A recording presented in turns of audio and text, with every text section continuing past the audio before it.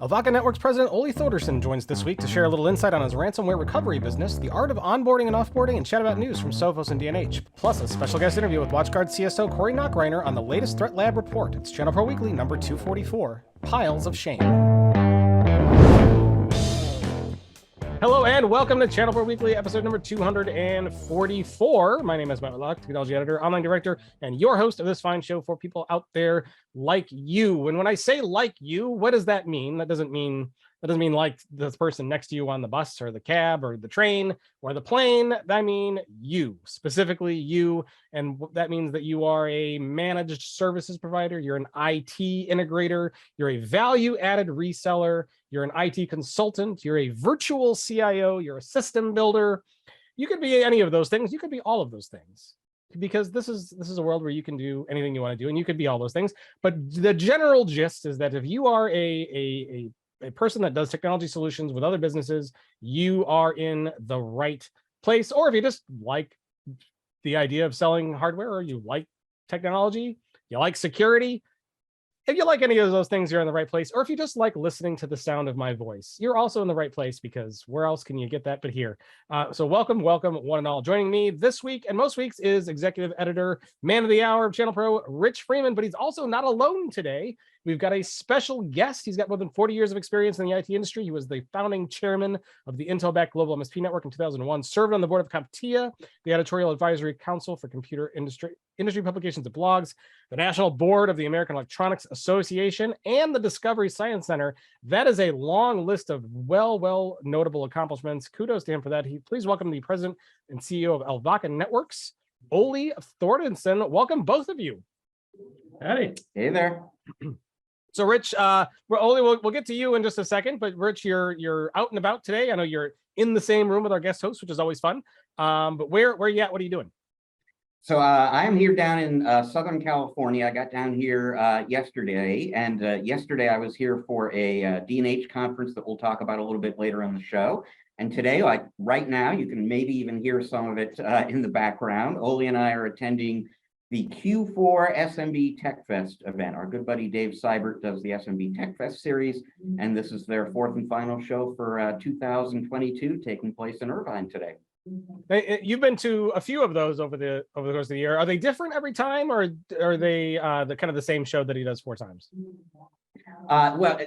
This is my second this year. He did 2 virtual and 2 live this year, and I've been to both of the live ones. And they definitely mix it up in terms of the guest speakers and so on.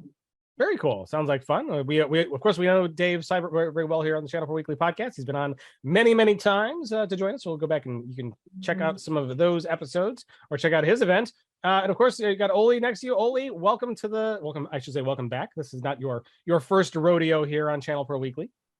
Well, thank you for having me.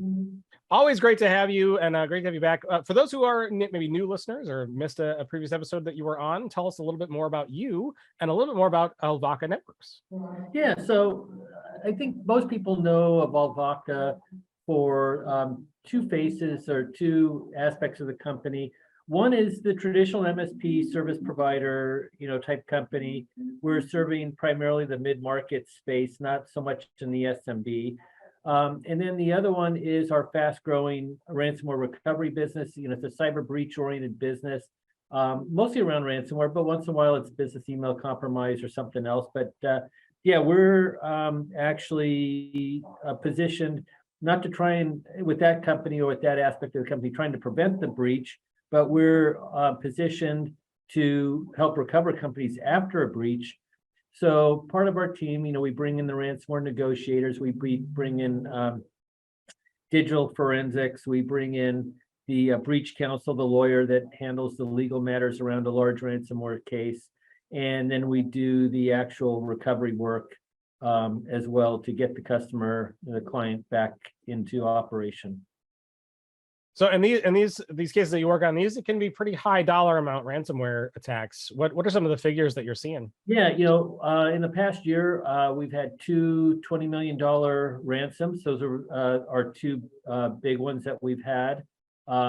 We've had many that are in the $1 million, $2 million range. That's $1 million to $2.5 million seems to be the standard for most smaller to mid-range companies these days.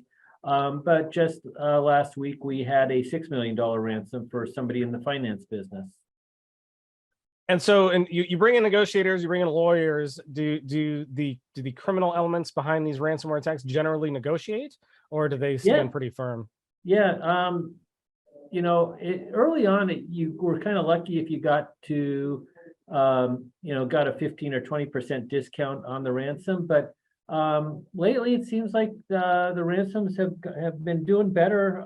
You know, getting cut in half or more in some cases, but it really comes down to how much time does the victim have.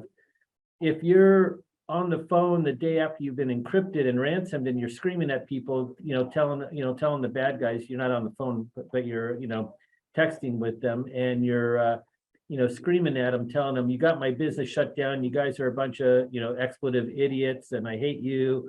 You know, I need decryption keys right now. You're not putting yourself into a strong position to negotiate. They'll just say, yeah, screw you. You know, we want the, you know, $6 million or whatever it is. If you have the ability to wait a day or two to get back to them and go, you're crazy. We're not paying $6 million. We'll pay you 500,000. And then they'll come back with maybe a 4 or 5 million. And then you wait a day or two.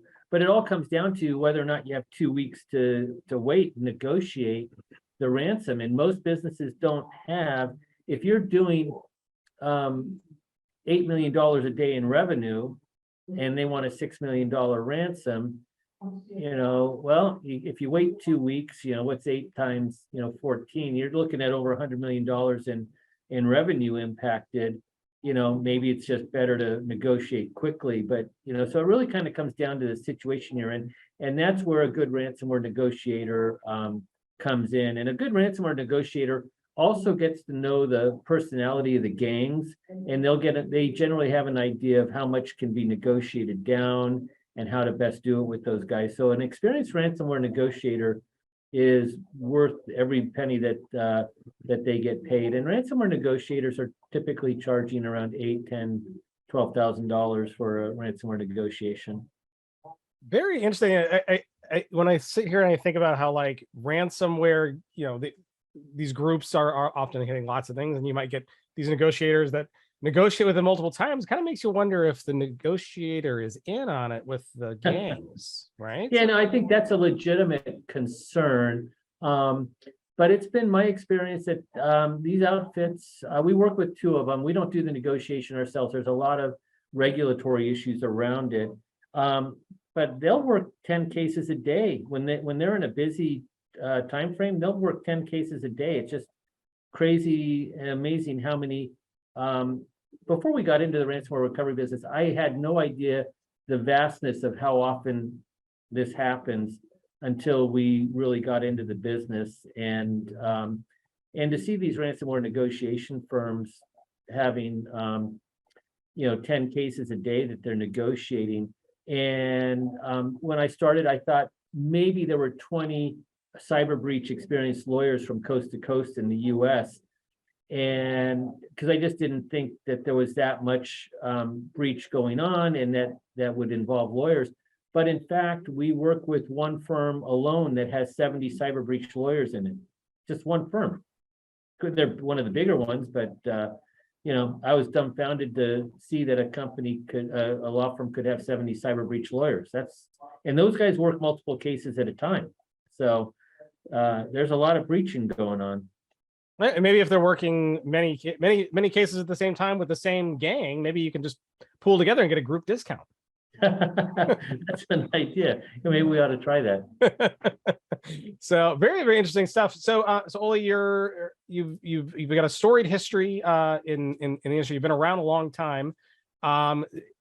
What brought you into this part of the business, into the ransomware recovery kind of side? So it was in January of 2020. We were having our annual. We have quarterly management meetings.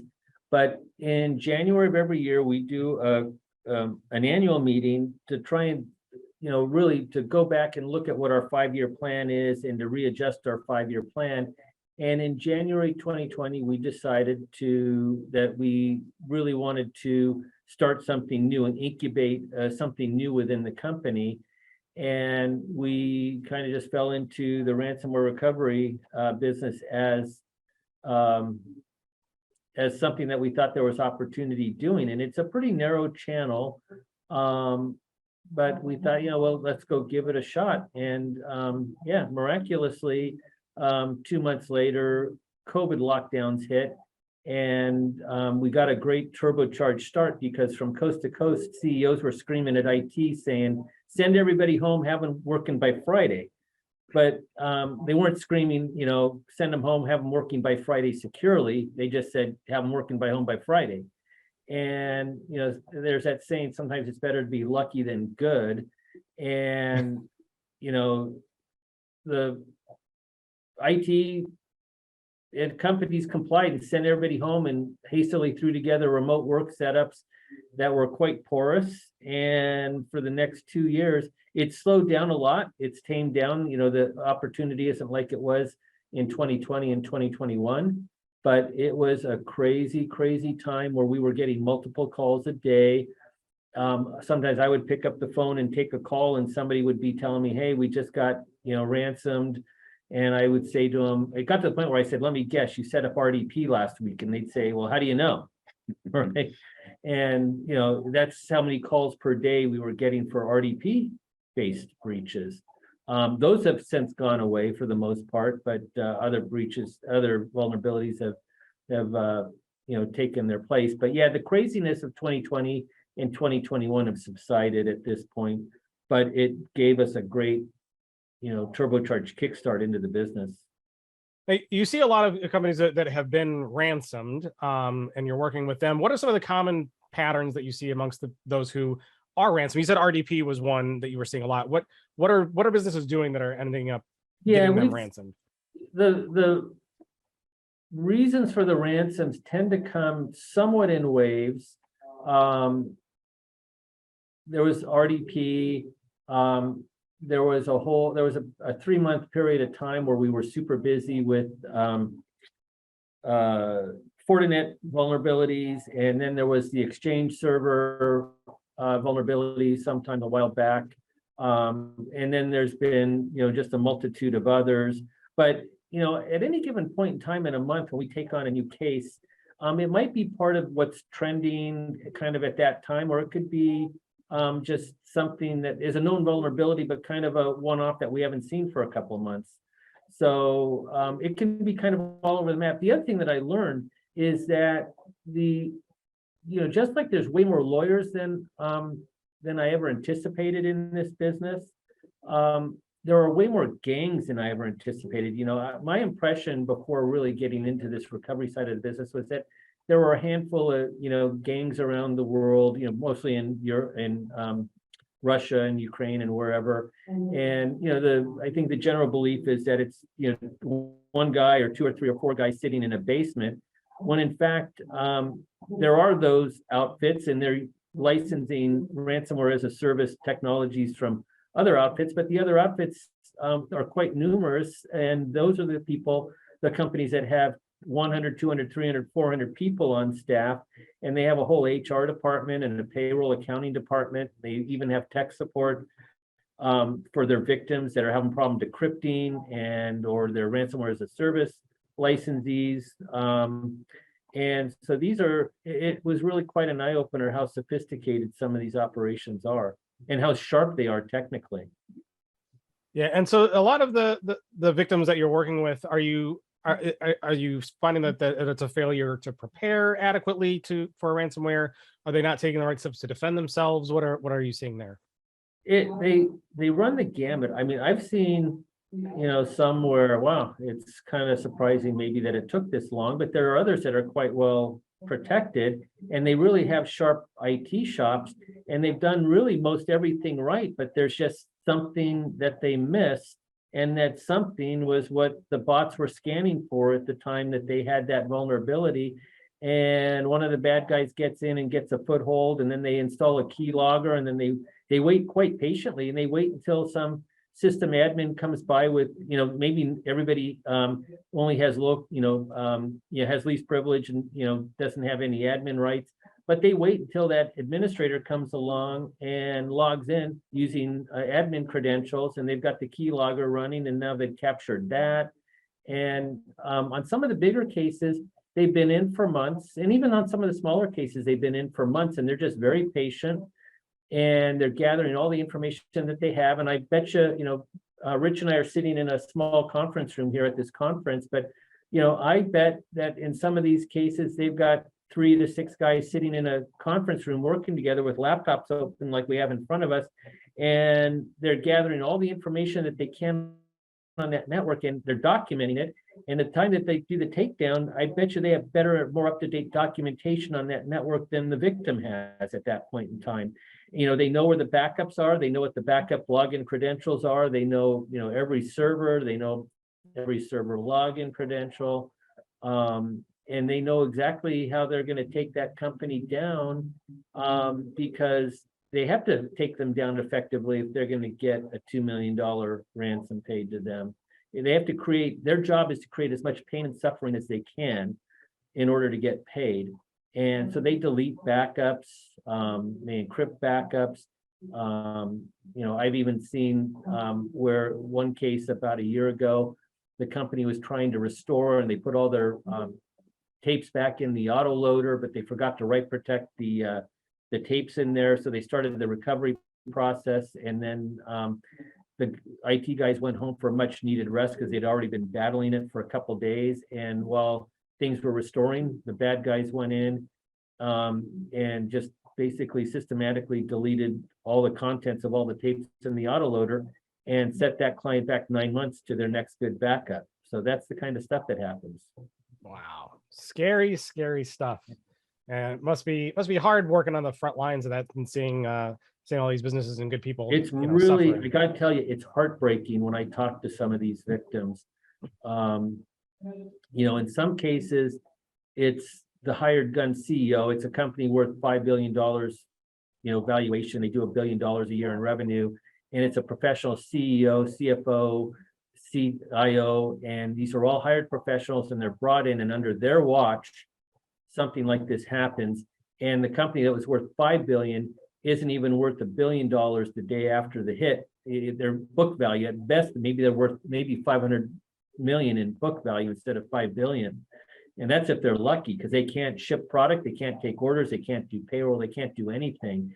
So there's that end of the spectrum. And then I remember one other case quite vividly because I was involved with it personally. And it was a guy that had been running his company for 40 years. He was in his early 70s. He had just sold the company for a lot of money, and it was going to be a legacy to his kids and his grandkids, for, maybe not forever, but for long after he was gone. And here he is in a transaction, and the company isn't worth 10% of what the sale price is because they can't ship product, they can't take orders, they can't do payroll, they can't do anything. And so to see somebody like that after 40 years of work and a dream falling apart in his very hands, to be able to recover them, I got to tell you, it's a very rewarding business. It's a super rewarding business to go in and help companies. It's painful for a week or two, super painful, and the sting probably lasts for long after that. But we do, as a general rule, we get them recovered and get them back in business and send them on their way. And in that regard, it's super rewarding work. Wow, very, very interesting stuff. And I can't imagine that those CEOs and CFOs are going to put that on their resume if they lose $1 billion of value on a company. Yeah, well, you know what? If we're able to, in some cases we recover from backups, and sometimes we're having to negotiate with ransomers to get data back. But we almost always get all the data back, or 90 to 99% of it. I don't think we've had a case, where we haven't gotten at least 90% of the data back. So we do get them back up and running, and sometimes there is some lingering pain, but we get them back into operation and send them on their way. And yeah, the valuation comes back, and the reputation of the company, it can be restored. There's usually always some company reputational damage and some damage to the leaders that are involved. But yeah, over time, time will cure all those things. Yeah, are you finding that the criminal element in this is somewhat trustworthy after restoring or paying whatever it is, or do they hit back? They are surprisingly trustworthy, if that's a word to use. They're criminals, and never should you trust them too much. I see reports all the time that say only 60% of the ransomware victims don't get their data back. That's not what we're seeing. When we're involved and ransoms are getting paid, we've always gotten the encryption keys, and we've always had a very, very high level of success in the decryption process. But we have a crack team. I mean, if I can brag, and do some puffing, the guys that we've got are experienced. They're good. They were hired because they were good. They've gotten even better. We've given them tremendous amount of money for tools and to develop their own, for tools to license and to develop their own stuff. So yeah, we've made a serious effort at this. This has not been just something that we've done casually. We've gone all in on the investment and growing this business. It's one of the reasons why Alvaka is a very trusted name, and why you are considered an expert in this and get invited to speak at all these kinds of places, and are very, very well regarded.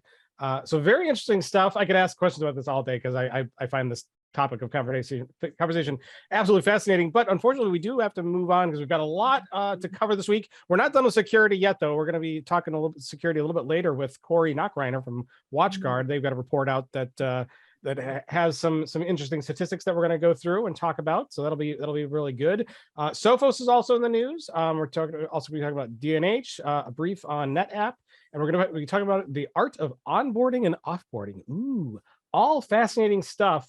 So strap in, folks. It's going to be a fun ride. Rich, tell us what's going on at Sophos.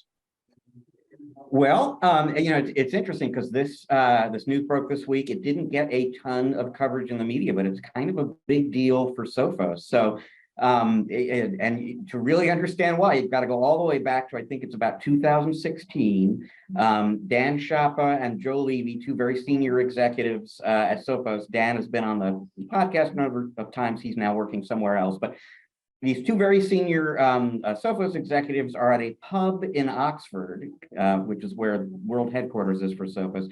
And literally on a cocktail napkin, they sketch out this concept, because the Sophos products for years and years have been interacting with each other, sharing information, coordinating response. And they said, what if we could kind of extend that out to third-party security products and include them in all that interaction coordination? How powerful would that be? And so they decided to pursue this vision. They attached the name Project Darwin to it. I first heard about it in 2017, and it was still this vision that was going to be multiple years down the road, but that they were very serious about. So gosh, what is it, 2020, 2021, out comes something called the Adaptive Cybersecurity Ecosystem from Sophos, and that is Project Darwin brought to life some years later.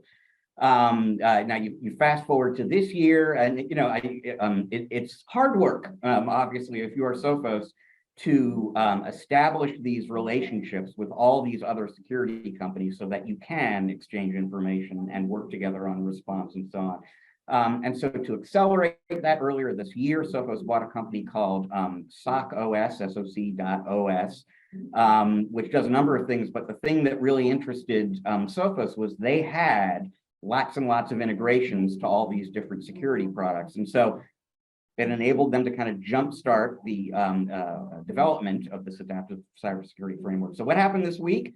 Sophos took its managed detection and response service and sort of officially plugged it into the adaptive cybersecurity ecosystem. So now, in addition to collecting input from all of its own systems and sensors out there, they're collecting input and sharing or coordinating response activities with a lot of products from a lot of other companies.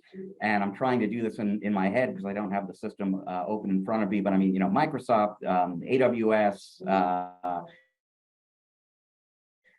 Deep Instinct, Fortinet, a big long list of names you have heard of are now sort of plugged in to the Sophos MDR system. So that, for them, like I said, this is a huge deal. They've been at this for whatever, 5-6 years. And they've really kind of fully implemented, and they'll be adding more vendors and getting more sophisticated about it. But this is finally the cocktail napkin in Oxford, becoming a real thing. It's always great when things that are drawn on napkins come to fruition. So we're seeing a lot more collaborative approach to security just across the industry, right? Companies working together to battle the threats, and I think this is just another natural extension of that. Ole, are you seeing similar things, or are you still seeing the security landscape as more competitive than collaborative? I read the article and that Rich is talking about, and I really found that I didn't know that they had started this in 2016, 2017. It's really quite, prescient and insightful for them to do this because, security clients always seem to want to buy one tool, and this is our silver bullet. We buy this, we're protected. Or, various vendors will also advertise their tool as, kind of the silver bullet. You buy this thing and you won't be a victim to cybercrime or, whatever. But really, you got to have a whole bunch of tools to protect IT infrastructure. And so for them to gather up, I presume they're gathering the log data from all these different reporting sources, and that they are then monitoring that log data to look for signs of breaches and all that. And if that's what they're doing, that's the way of the future for managing and monitoring cybersecurity. Yeah, and is that what they're doing, Rich? Or do they not kind of talk about some of the secret sauce behind this? Well, I mean, the general principle is they have this giant threat intelligence data lake, and yeah, they're pulling data in from all these third-party systems and pooling it into the lake with their own stuff. I saw they're getting stuff from CrowdStrike, AWS. They're getting it from firewalls. Yeah, they're I think what they're doing is they're aggregating tons and tons of log data, and they're looking for the threat signatures so that they can whatever that is, and so they can act on it. That was my take on it. And so, are they sharing? They're aggregating all this data. Are they sharing this data back out in certain ways with others, or is this just helping Sophos deliver a better security product? No, absolutely. If a security vendor, signed, so I mentioned the SOC OS acquisition. There's a lot of integration happening via that.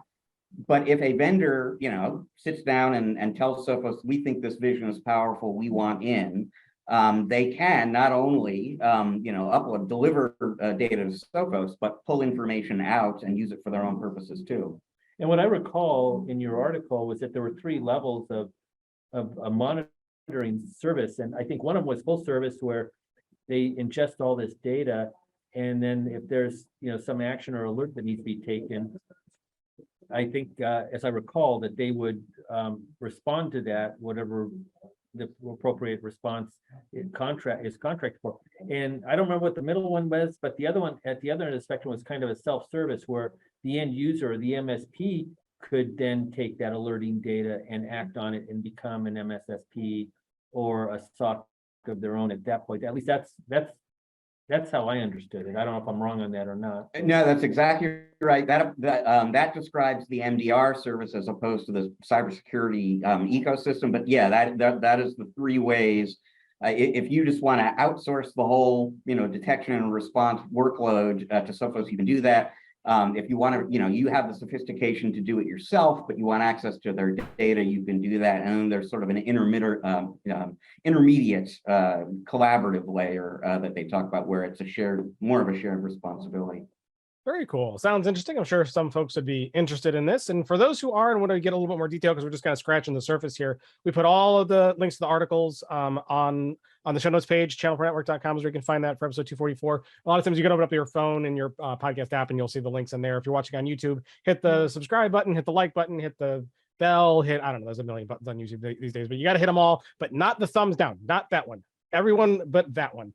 But if you go to the description area on YouTube there, you'll find the links in there, so you can kind of read along and get all the extra detail as we go through these. But Sophos is not the only one in the news today. We have DNH that has some new partner resources. Rich, tell us about those. Yeah. Well, like I mentioned, one of the things I'm doing in Southern California this week, or did yesterday, was attend the latest Thread conference. That's the brand D&H attaches to its partner conferences. They did one in Anaheim yesterday. So two quick pieces of news, and one was actually, or has been announced this week, so it really is still news. The other is a few weeks old, but it was new to me, that we'll kind of focus on here. So the new thing they announced this week is an outsourced marketing service, basically, that's going to be available to D&H partners. And this is a full-blown marketing agency. D&H is not the first distributor to do that kind of thing. Like Ingram Micro has a marketing agency as well, but this is new to D&H, and they can do everything, but kind of, everything from helping you with collateral. They can give you, ready-made stuff that you can attach your brand to. That's at one end of the spectrum. They've got ready-made marketing campaigns that you can take advantage, but they can actually go out, they can build a website for you, they can conduct a campaign, they can do marketing automation alongside you. So and for most channel pros, marketing is one of those things that is a struggle. It's expensive. It's not your strong suit. So the idea of having access through your distributor to all of these services, and I don't know very much about the price structure, but D&H says that everything is sort of deliberately priced low. This is something that they're doing for their partners to make the partners more effective at selling stuff, so that obviously more business winds up flowing through to D&H. So, and I did speak to one partner who had heard a little bit more about it, who said that the prices look very reasonable compared to what he's been paying back at home. So there's that. That was one thing they announced this week. The other thing, this is just within the last few weeks, is something that they're calling the Cisco Partner Experience. And basically it's a portal, a self-serve portal for Cisco partners. So if you want to keep track of your orders, you want to keep track of your quotes, warranties, renewal dates, all that stuff is kind of getting pulled together, put at your fingertips, basically online, so that you don't have to get on the phone and exchange emails. There are, Cisco has a tool that can do this if you are a larger Cisco partner, but if you're a typical SMB scaled D&H partner, you don't have access to that tool. And so now they have kind of created one for their partners. I've heard about this kind of thing before. I know Synex, before the TD Synex merger, was talking about doing something like that, or Tech Data as well. But this is new for D&H. Like I said, it's just out within the past few weeks. But the main thing I kind of want to talk about, I want to take advantage of Oli's presence here, because I had an opportunity to interview a D&H executive, Peter DeMarco. He's their Senior Vice President of Commercial Sales. And then I also interviewed a D&H partner, and this was a partner that they set me up with. So this was somebody who, they wanted me to talk to, just to full disclosure on that. When I spoke to Peter, he basically said, we totally hear you and understand about inflation and interest rates and people being worried about the recession coming up maybe and so on, but we're growing gangbusters, double digits in all these different markets, triple digits in cloud and professional services. No sign of a slowdown in sight. I spoke to the partner, and he said 2020 and 2021 were record years for his company. And now he's getting concerned, and it's not that business is slowing down in a dramatic way, or that he's worried about like getting in real trouble in 2023. But he said, some of our customers have hiring freezes in place. Some of them have put a pause on projects that were moving ahead before because they're getting cautious about cash and so on. So you are starting to see the warning signs a little bit of. Even if we're not like in a recession now, there's enough concern about a recession out there that it is affecting end user behaviors and therefore end user IT spending. And I just wanted to, like I said, that's input from one partner I happened to speak to yesterday. How does that sync up with what you're saying? Yeah, so Peter and D&H, great company, but they're one step removed from talking to the people that write the checks. And this gentleman in your article that I read, and myself or the people working for me, we are talking to the people that are making the decisions and writing checks out and approving purchase orders and all that. And I've been through enough recessions that when you get into economic conditions like we are now, clients start doing what I call sitting on their wallet.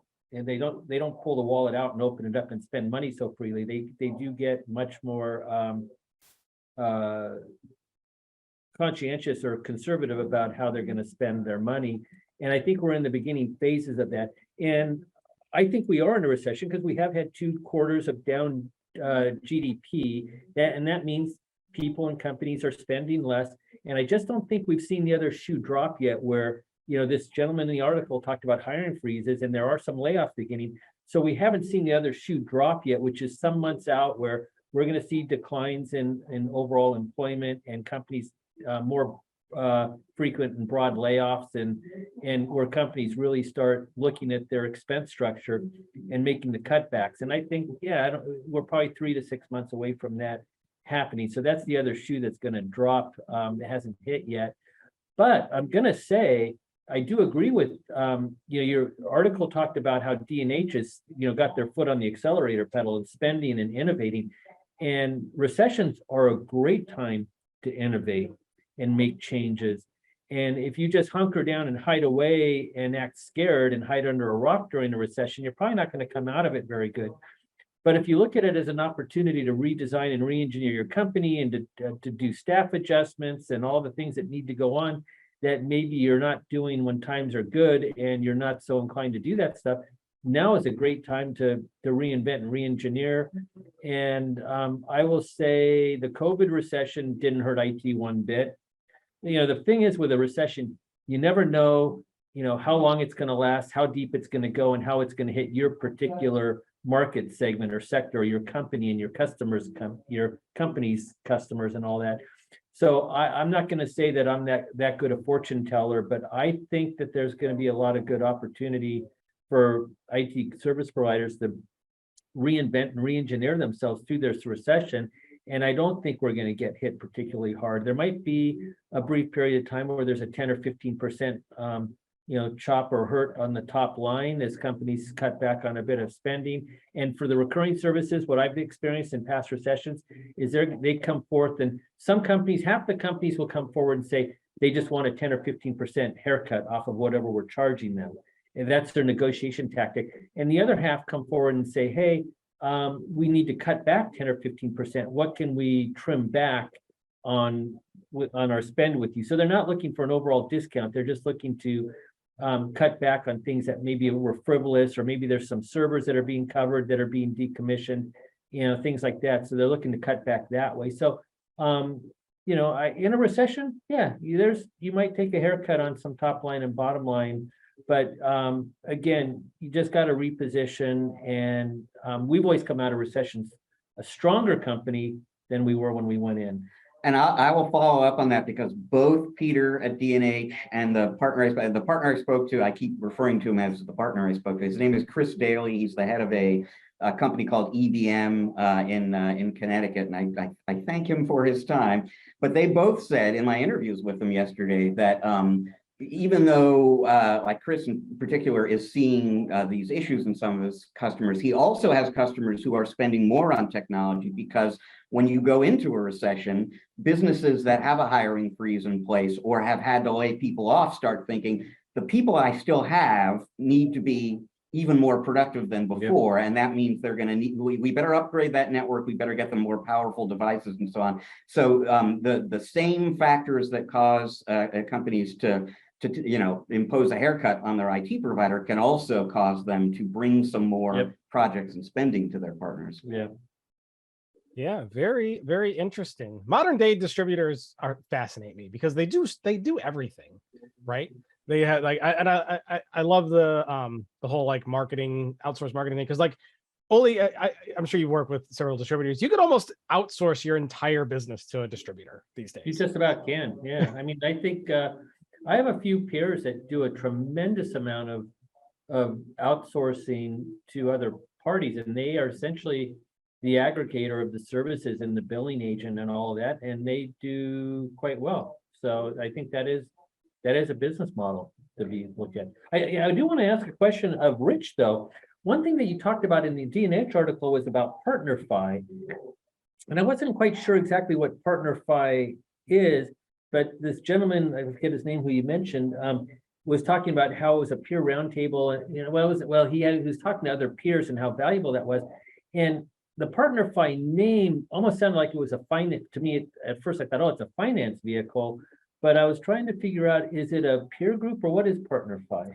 It is a peer group. I mean, a peer community is probably a better way to put it. So not unlike Varnex or TechSelect or Arlen Technology Group or something like that. Yeah. Well, a little bit less than that because, to my knowledge, at least, they don't divide the members up into smaller groups, and like they don't have the accountability group kind of concept. But it's a community of peers in the industry, and they share information with each other about what they're struggling with and how they're dealing with it. Well, it's an interesting name because the FI part of it made me think it. Before I got through the rest of it, I was thinking, oh, this is some sort of finance vehicle for partners. But then it was talking about the peer group and peer sharing and all that. So thanks for clarifying that. Like most things, the domain, it was the only domain name available, so that's what they had to go with. So really good stuff. Interesting topic. We'll put links to that story in the show notes as well, so you can go and check those out. We do have a news story about NetApp that's in the notes. I think we're gonna skip over that in the interest of time because we're running a little bit long, but I'll summarize for everybody real quick. They've got a new partner program that they're relaunching. Go check it out. We got all the details, channelpronetwork.com. Go and read about the new partner program from NetApp. I'll give you one line. What's interesting about it to me, at least if you're as old as I am, you hear NetApp and you think storage, but they've been spending tons of money in recent years getting into virtualization and cloud and so on. So they created this new partner program, and there's not a lot about storage in the discussion. It's like it really kind of illustrates how much that company has grown and evolved. That they want to talk to you about cloud and not storage now. But we'll link to it in the show notes, folks. You can dive into the details on your own. Yep, we'll go and check that out. And Rich, that was more than one line, so I'm going to fine you 25 cents per word extra. You're absolutely right. I owe you. That we had there. But we do have one story that we want to talk about that's not news, and that is the art of onboarding and offboarding. Rich, tell us what this article is about. So this is an article from the most recent issue of our monthly magazine.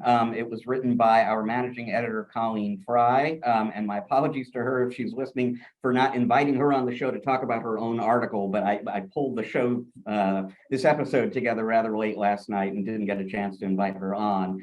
But it is a characteristically outstanding piece of work in which she goes through some best practices for onboarding and offboarding. And I think everybody is familiar with the importance of onboarding. And she's got some really great advice that she collected from MSPs and consultants there. A successful, these are just some 4 examples. Again, we'll link in the show notes. A successful onboarding process begins with a successful or thorough pre-sale assessment. So like the assessment process before you even get started with onboarding is what's going to set you up for success or the lack thereof on that. The process has to be checklist driven. It's got to be methodical. You've got to figure out, trial and error over time, what works and what doesn't. And then once you know what works, you do it the same way every time with every customer. One thing that might be counterintuitive for some folks in the audience is a number of people quoted in the story basically said, don't plan your onboarding process around the assumption that the customer's former IT provider or MSP is out of the picture. In fact, if you can engineer things so that they're still providing support while you're onboarding the customer, that's going to go better for you and for the customer, and everyone's going to be happier at the end of that process. Sometimes it's not possible. Sometimes the MSP wants nothing to do with it. Sometimes the customer wants nothing to do with the ex-MSP. But if you can have some overlap in there, it's going to make that handoff a lot smoother for everybody. And then there's some great advice about offboarding too, because this is a very important process. Again, it's like if you are the outgoing MSP, you don't want to just walk out the door and slam it behind you. Basically, you want to leave as good an impression as you can with your former customer, because A, they might not like the new MSP, they might come back. B, they might be a source of referrals for you down the road. So again, be thorough, be meticulous, have a process, follow it, do it the same way every time, and be very professional about offboarding just the way you are with onboarding. I guess it probably depends on the circumstances of why the MSP is leaving, but I can imagine there could be some sour grapes there as well. So Oli, I'm sure you've had your fair share of customers come and go over the years. Do you have similar strategies for onboarding and offboarding? Do you anything in here that you disagree with? Yeah, first off, I wanted to say that I found it interesting in the article, the discussion about cooperation between the MSP departing and the one coming in. You know, I live in a smaller world. I don't get to talk to everybody that does that, but I think it shows that our industry and our profession is maturing when a departing MSP can cooperate with the incoming MSP and all that. So I think that's a good sign that our industry is getting more mature. And I don't remember the gentleman's name, but he has something called the OML, operational maturity levels. And having a good onboarding process is representative of high operational maturity at an organization. And I think we finally have gotten to a point at Alvaka over the years where we have a high OML or operational maturity level when onboarding clients. And I will say that in years past, a good way to sour a relationship is to have a poor onboarding process that's clunky and kludgy, and where the client doesn't think it went smoothly or where the outcome wasn't what they expected. So having a good onboarding process and having a good sales team that sets the proper expectation levels for what's going to happen during the beginning of the relationship is quite important. And as far as offboarding goes, yeah, I got to tell you, we've had great clients come back to us after 6 months or 6 years where for whatever reason, we got our walking papers and they went on to do something else, either with an internal team or with another IT service provider. But if you can offboard very cleanly and very respectfully and very professionally and not leave a bad taste in their mouth, if they don't get the experience that they thought they were going to get with whatever new thing is that they're trying, there's a really good likelihood, like a 50% plus chance that they'll come back in my experience. So yeah, make sure you are and you know, it's interesting. We charge for the onboarding process, but we don't charge for the offboarding process. We just don't want that extra friction. Offboarding is less work than onboarding, but we just don't want that friction of, you know, where the client feels like we're extorting some last sum of money out of them. We just do it quickly and effectively and professionally, give them all the information that they need, cooperate with either the new internal IT staff or the new service provider. And yeah, I think that if you do that well, if you have high operational maturity on the offboarding process, you might just see that client back. Very interesting. Rich, anything else to add? No, just one bit of wisdom from the article that popped into my head is Colleen asked, I think it was Josh Peterson from Barron McKinley at MSP Consultant, you know, like how much communicating should we be doing with the customer during onboarding? And his answer was just this side of obnoxious. Like you don't want to tick the customer off because they can't get you off the phone, but you can sidle right up onto that line because there is a lot to communicate about and they want to know, you know, that you're taking care of them and what you're doing and so on. So you're probably going to need to communicate more than you're typically comfortable with. I think for me, if the client's calling us saying, hey, what's going on? We're not doing something right. If they're wondering what's going on, we didn't communicate. Our communication process is broken somehow. Yeah, you know, one thing that I caught in this is right towards the very end where they say in the offboarding process, a lot of MSPs just don't do anything. They're just like, well, pack your bags and go. But one quote in here talks about how like you want to make sure all your tools and all of your accounts and everything is off the customer systems, because if one of those aren't being managed properly and they get a compromise, they can point the finger back at you, even if they're not your customer anymore. So it's important to think through a customer that is leaving your service to make sure that you're also taking the steps to protect yourself as well. Yeah, and I'll also say too, in my experience, that while I was citing that our profession is maturing because we seem to be working together better together as competitors, but that's not always the case. And sometimes the incoming guys will use every opportunity they can to try and throw you under the bus, whether it's legitimately our problem or whether it's something that they did wrong and they're then turning around and trying to blame us. So I think that was even cited in the article. You don't want to leave any artifacts there that the incoming guys will use and turn around and try and blame, make you look bad on the way out. Yeah, for sure. All good stuff to think about. Lots of good information in this article. We'll put the link to it in the show notes page. So make sure you open up your phone description there and you find the links. If you're on YouTube, again, hit the subscribe button, hit the bell, hit all those buttons, and you can find the links in there as well. Coming up, we got a really fascinating interview with Corey Nachreiner. He is the Chief Security Officer at WatchGuard. We've got some stuff we're going to be talking about. So let's go ahead and check that out. We'll be right back.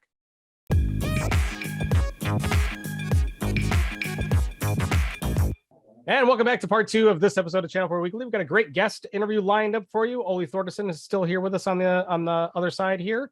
Well, cybersecurity company WatchGuard recently released its latest report that details the top malware trends and network security threats analyzed in the second quarter. Well, what did they find, and what conclusions can we make? Here to tell us more is WatchGuard CSO Corey Nachreiner. Welcome, Corey. Thank you so much. It's a pleasure to be here. Great to have you here with us. Interestingly, the last time you were on, it was a much different view. In fact, I was watching it a little earlier to kind of recap things, but it was the only interview we've ever had on ChannelPro Weekly where 2 people were in a horse-drawn carriage. Yeah, so, or a bicycle-drawn one, a pedicab. But yeah, oh, was it a bicycle? I couldn't see what was driving. There was a poor dude that had to pull me and Rich around while we were talking. But you get those cool dynamic GoPro shots, right? So good for the social media. It was a really, really neat interview. So, Rich, why are we not in a pedicab this time? We need more pedicab interviews. I totally agree. This is an underutilized concept, and that was probably the most fun atmosphere to have an interview. A pedicab around the Moscone Center at the RSA conference back in 2020. That was a blast. It was really fun. We'll put a link in the show notes to anybody who wants to go back and check that out. That episode. It was episode 136. So also interestingly, right, I believe, Rich, that was the last show that we put out right before the world started shutting down, because that was February 28th. I know we had our event in Dallas that year, first week of March, and then everything changed. So that next episode of ChannelPro Weekly was probably within the first bounds of the pandemic. So a lot has changed. Corey, I'm going to get your take on that. But before we get too deep into that, tell us a little bit more about you and a little bit more about WatchGuard. Yeah, so I am currently the Chief Security Officer, CSO, CISO, if you prefer, of WatchGuard Technologies. Been there for a long time. I actually was the CTO, thought leader and evangelist for security strategy at WatchGuard, but because of my security expertise, I'm now also in charge of the company's corporate security too. If you haven't heard of WatchGuard, we are a company that provides enterprise-grade security to mid-market customers.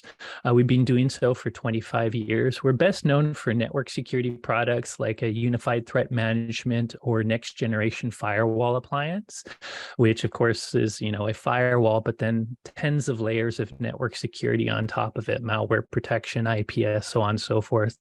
But through acquisition over the last 7 years, we now are a full suite security company. We acquired a company called Panda, so we have full endpoint security with endpoint protection and endpoint detection and response, or EDR.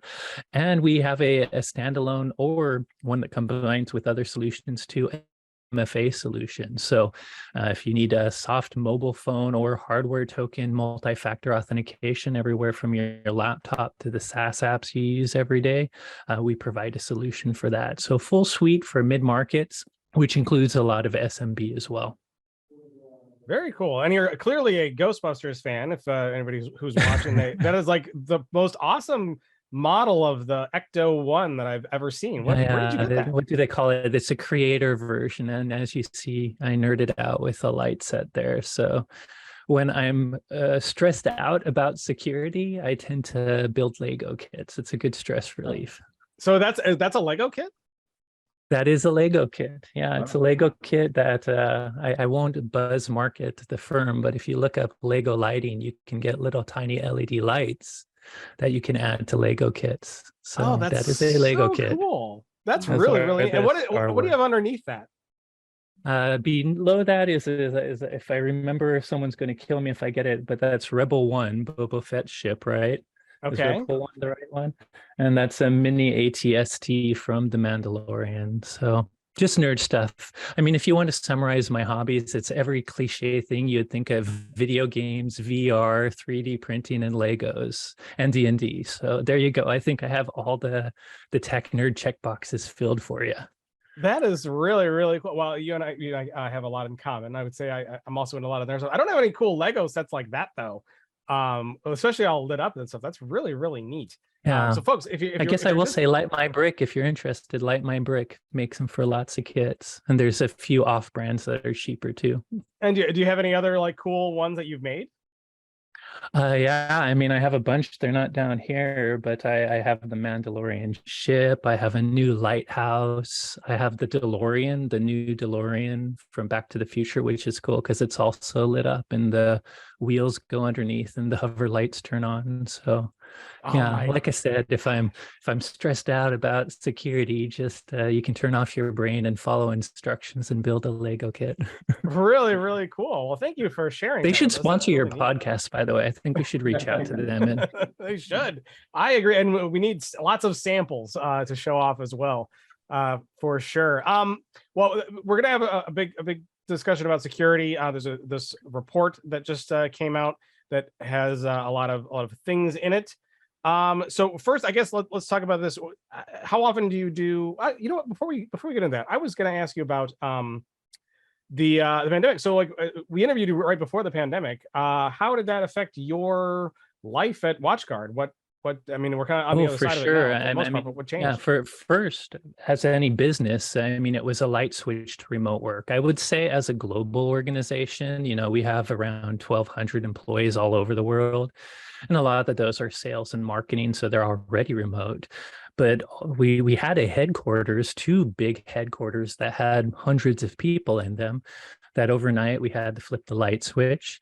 The cool news is we have technology, both modern and legacy of our own. By legacy, I just mean classic VPN. We make VPNs and zero trust network access types things now. So that got heavily leveraged. So suddenly the amount of people we had VPNing every day increased. Luckily, we closed the acquisition to our endpoint security company, Panda, in March, right as the pandemic happened.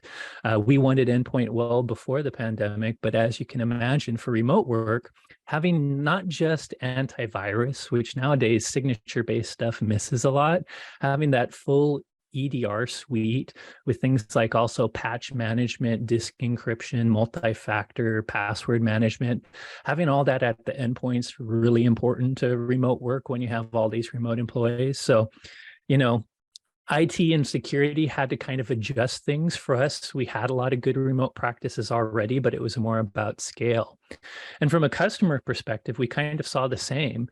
Most importantly, I think when people are gauging how big a network security appliance they need, you know, they first do Office throughput, but the next thing is VPN. What we saw happening is a lot of upgrades to get more VPN, like a smaller box may be great, but it may only support 30 VPN users at a time.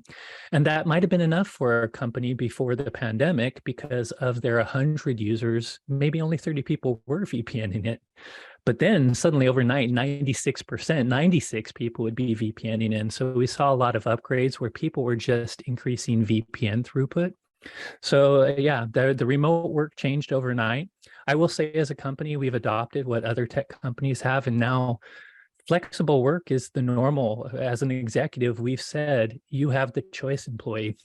You, other than certain roles, like warehouse and stuff, you can work from home going on forward, although we still provide offices. So our office space has changed to more hoteling-like desks. And I think for tech companies and knowledge-based companies, while certainly people are returning to the office, our offices are open again now. I think this hybrid work where maybe at least 3 days a week at home is the new norm for my type of business. Definitely what we see here at WatchGuard.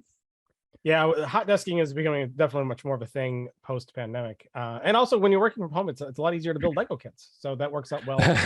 Hopefully not on my company's hours. Lately, my issue is I have enough money to buy them because they're not cheap, but I don't have enough time to build them. So I probably have a couple, I won't say how many boxes of shame sitting around waiting to be built. That's just the story. Like you said, you're a video gamer too. I know how that goes because like okay, yeah, I like my to say huge. Yeah, I like to say my hobby is buying video games, not playing them, because I never have any time to play them, because that's kind of how it goes. Anyway, let's get on to this report because there's a lot here to talk about. So tell us kind of where this report came from, how it's put together, what the data sources are.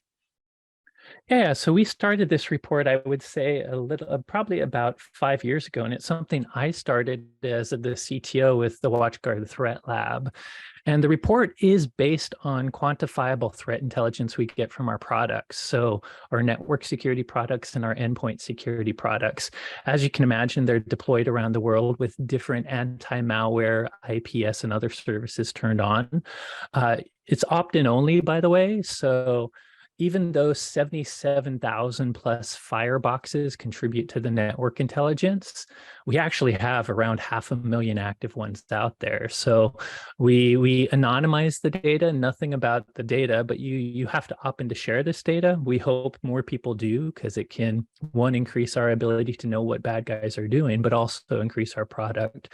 But that's the network side. Same with endpoint. As you can imagine, our endpoint products are often sharing the top hits they get for different types of malware, the top ways malware comes in, which we can talk about. You know, it's not always through a Windows problem. It can be a browser-related malicious scripts, PDF files, even piracy. So we track that kind of thing just based on product data. And every quarter, my team looks at all of this. What have we seen being blocked? The good news is if you're a customer of our products, this is mostly showing you stuff that we're preventing. But by looking at the trends, we can kind of tell what kinds of attacks and what kinds of malware are the most commonly seen online. So the specific version of this report that we're going to be talking about here came out in September. It covers Q2 data. That's the most recent complete quarter that you folks were able to report on. And sort of the headline number from that report is that over 81% of the detections you guys collected were TLS encrypted, over TLS encrypted connections. And this is not exactly a new phenomenon. I mean, the 81% number, I didn't realize we kind of got higher than normal. Point, but it's a big number. And this phenomenon goes straight to something you folks at WatchGuard know a lot about because of your firewall business. And my impression, set me straight if I'm wrong here, but my impression is most of the firewalls out there can decrypt that traffic. It's just that a lot of people don't use that functionality because of the performance implications. So, I mean, how correct is that impression? And then just how dangerous is it basically that 81% of this stuff is coming over TLS encrypted connections? It's a big deal. By the way, everything you said is correct. The only thing I would say is performance is no longer the issue with the box speeds today. We actually can perform it at line speed for the boxes we serve. The issue is other friction, which I'll get into more, that everyone has an option to do TLS encryption, and ours is pretty easy to set up. But I'll talk about why there's a little bit of friction in setting it up.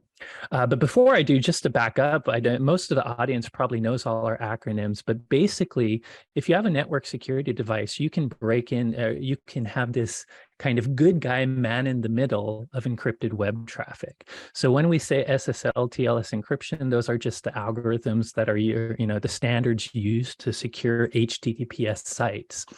So the first thing is we have a proxy you can set up so that after setting up the proper certificates, and this is some of the friction to set this up properly, you either have to import a corporate, what they call a CA certificate. So you get it from your Active Directory normally, and it's a certificate for your domain that you can insert in between a secure web session and trust it as a root kind of signer. So if anything comes with this certificate, hey, encryption isn't broken, that's my corporate certificate. But really that certificate is allowing the device to look into the encrypted traffic.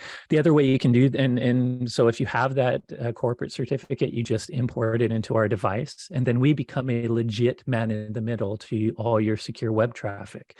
It will still show up with the proper green lock, because the fact that the certificate chain is still trusted, that's what your domain certificate's doing, is still being honored.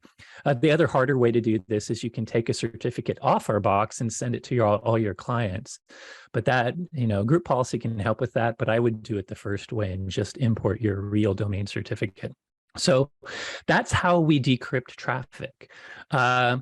Disruption to that, the reason it's actually pretty easy to set up the first way I said, but the issue is there are, obviously this is technically a man in the middle. While it's like a organization approved man in the middle, HTTPS is supposed to be this end-to-end. Microsoft is encrypting traffic just to you. So you can see why even legitimately they wouldn't love people being in the middle. So there's these things like certificate pinning, which some clients, not a web browser, but maybe if you're using the Dropbox client, it's set to only trust Dropbox's CA certificate. So if it sees anything different, it won't work. There's some websites that adhere to certificate pinning too. So what I'm getting at is turning this on is pretty easy, but there might be a few sites and clients that don't work through it and would be blocked unless you made an exception. We have a lot of pre-made exceptions to make this easier, but I think that's the biggest challenge to people turning on this capability, which is actually free in our base model Firebox.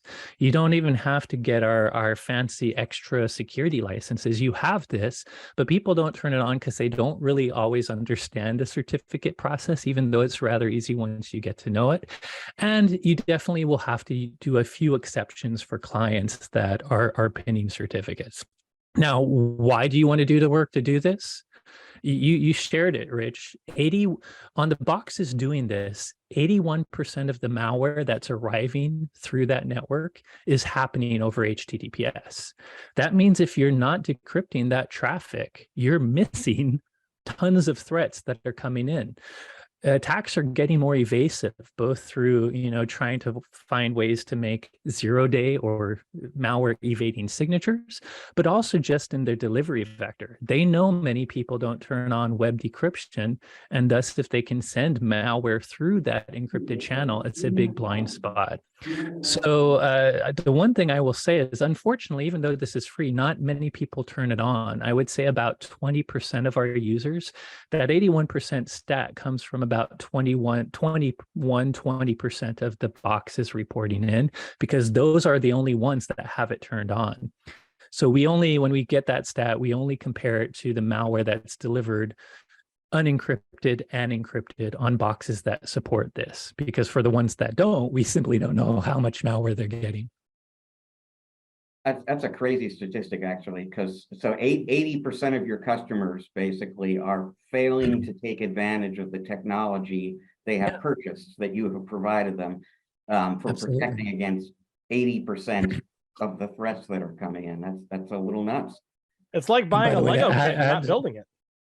Exactly. It's like our piles of shame, but it's even worse because at least my pile of shame is not going to get up there, slap me in the face and take my wallet. So this one you might want to do something about because it could be bad. I'm sorry. Have you seen the prices of Lego kits lately? They do slap you in the face. That is true. They have already put their hand deep inside my wallet. It is definitely ransomware to some extent. The margins on that, it's just plastic, right? My goodness, they probably have like 99.9% margin. Okay, enough complaining. I will say, Rich, what's driving this is the web should and is becoming mostly encrypted. I think if you look at the top Alexa sites, like 99% of them use HTTPS only by default. So HTTP, non-encrypted web traffic, is going away.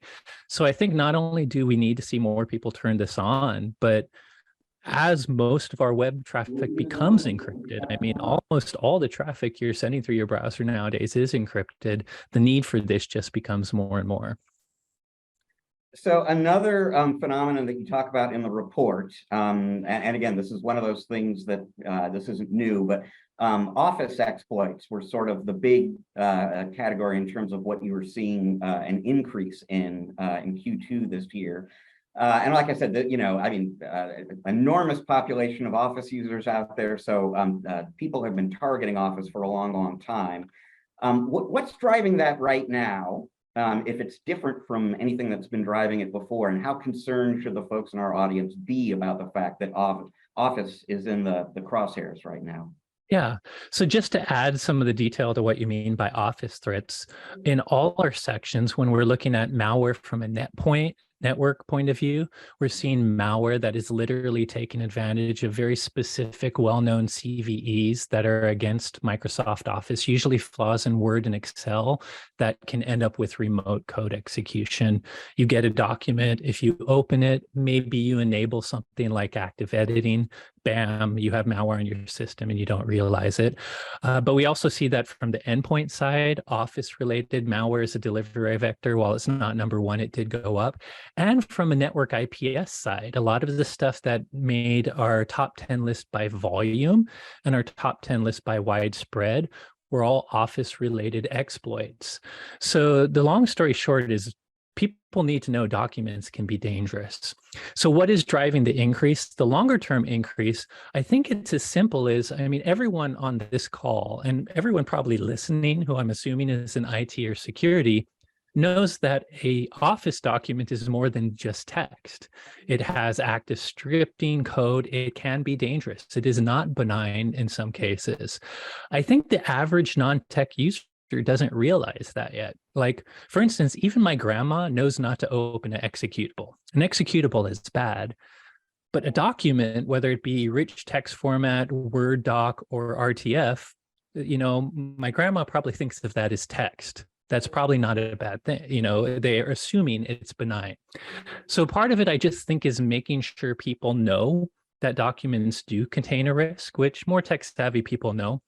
I think there's also an issue with a lot of the documents we see get sent from known users. By that, I mean someone that's already been hacked in your contact group, or someone that's been spoofed because of lack of email protection like DMARC. So sometimes these documents come from people you work with, so they might be more expected. Besides that, the only other thing from this report is we do a lot of the ones making our top malware and network exploit lists are old Word vulnerabilities, but they're vulnerabilities that are very popular that have been in underground exploit libraries for years. So they have very simple proof of concept. But our top story this month was on Folina, which you might have heard. It was an attack Microsoft, I think, first detected and talked about that was being exploited in the wild. And that was a new Office-related vulnerability that for a while was unpatched, that was being exploited. So I think some of the growth might be new Office vulnerabilities. Every time there's a new one, you'll see a slight explosion in this, especially if it's 0-day. But long term, I think it's just a matter of the average user may not realize how dangerous the Office document can be. By the way, real quick takeaways, obviously you should be training your users about the danger in documents. Tell them they probably know not to enable macros, but don't enable anything if you're suspicious about a document. One of the things is enable editing. You may not want to do that either. And frankly, any document you get, whether it's from someone you don't know, be very skeptical. But even if it's someone you know, think about context. Were you expecting this? And if not, reach out to that person through another channel just to make sure, hey, did you really send me this document, before opening it up? I want to pull Oli into the conversation here, actually, because it's interesting as you're talking about this. The Office security challenge, if you will, is as much about the end user and security awareness training as it is about technology on the back end protecting against these threats. I mean, to what extent does that sort of line up with what you're seeing and doing? Yeah, I hear a lot of discussion about training end users and, you know, avoiding, you know, the bad clicks and all that. And that's a big problem. But in the cases that we're working, we are seeing a ton of basic security things just getting, you know, just one little area gets missed. they, talking about firewalls, we saw a whole, in the last year, we've seen a couple windows that, one lasted about 3 months long, where Fortinet firewalls were getting exploited, the firewall itself, for lack of patching and updating on the firewall. We see I think they recently had a web administration thing that they alerted about their customers about. And by the way, everyone in the industry has had stuff like those too, but it shows the importance of patching hardware. Totally. And the reason why I'm picking on Fortinet, it was because it was pretty large scale. It wasn't, some of the other ones that we see that are smaller in scale. It was pretty widespread. But the same goes with the operating systems and applications, just having good rule sets on, what's allowed to execute on the system. The other thing is that we see a lot of is the lack of least privilege, managing for least privilege on the network, where half the users or all the users have administrator rights, and those networks just get owned quickly when there's even the smallest of a breach situation going on, the bad guys get a foothold. So I think end user training is important, but I think I see some people talk about it with an over reliance. It's kind of like it used to be with AV. All you needed was AV and you were protected. Hey, how did that happen? I have a firewall. Security management needs to be so much more holistic than a firewall. To add to Ollie's answer, if I can, Rich, I skipped, there's the good news is these documents are being blocked if you've configured your firebox or endpoint security right. There's lots of technical security controls you should be using. One, our email-based security controls would strip these documents either because of a malware scan or our more advanced behavioral scan before they even got into a system. If you got an email with this through our box, for instance, we blocked it. We know we can detect this. So you would get an email that said attachment stripped by SMT proxy, talk to your administrator if you need to see it. So the technical controls are there. We also have things like, if you talk about layered security, DNS Watch, which is a DNS firewall, and also Web Blocker, which is more a productivity thing, but it has security categories. Often these documents may not be attached in the email, but might be a link you go to get a fake SharePoint site where you download it. Again, if we know it's a bad SharePoint site, that's one of the things DNS Watch tracks. And we have seen a lot of my/SharePoint.net sites being used for illegitimate purpose too. We just won't let your user to get to it. So talking about awareness training does not mean your endpoint and network security controls will be doing a lot to catch and block these documents so you don't get them in the first place, or defanging them if you do, with content disarming or content destruction and reconstruction, where we pull out the bad parts of a document. But I do think at the end of the day, even with all of this, when you get that kind of 0-day document, that's where user training awareness is worth it. While I'm on the subject, I think a lot of people don't give enough credit to user awareness training, because they're like, there's always that dumb user that clicks anywhere. You're never going to 100% fix the problem. That is true, but as the CSO, if I can take my bad clickers from 45% down to 4%, I'm never going to get them 0. But that just lowers the amount. Every time there's an incident, I have to do a lot of work. I have to do a lot of documenting for compliance. Getting something from 40% to 4% makes a big difference in an incident handler's life. Right. Yeah, I was going to ask, your endpoint protection, did I hear you say that you have an EDR element to? Absolutely, yeah.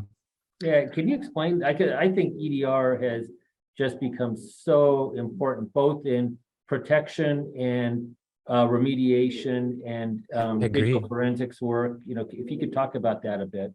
Yeah, sure. So at the highest level, if I'm throwing out acronyms that I'll define to the audience, EPP, or endpoint protection, is kind of the acronym that AV has become. And EPP is what I call pre-execution prevention. So it's the type of thing that catches malware before it gets on your system, as it's starting to get to your system. But you might remember years ago, Symantec saying signatures are dead. I mean, the sad truth is you should have EPP, but it's not going to block everything. Malware is getting evasive. There's zero-day malware. Even with some of the more proactive techniques to catch malware that's brand new, it's a cat and mouse game. And EDR, or endpoint detection and response, I talk about it as post-execution detection. So malware might have gotten on your system and is starting to run because it got past the initial defense. And it does, it will stop the malware from doing anything bad in many cases, but it does it in a different way. So one example of how malware is evading detection is, for instance, a document usually is going to execute script. And sometimes after the document, it remains fileless because it's going to leverage things like PowerShell, which is perfectly legitimate to do horrible, nasty things. So this idea of living off the land attacks or fileless malware is leveraging legitimate tools that come with your operating system, like PowerShell or Cert Utility or 100 other Windows binaries, to basically do everything classic filed malware can do, but with legitimate scripts.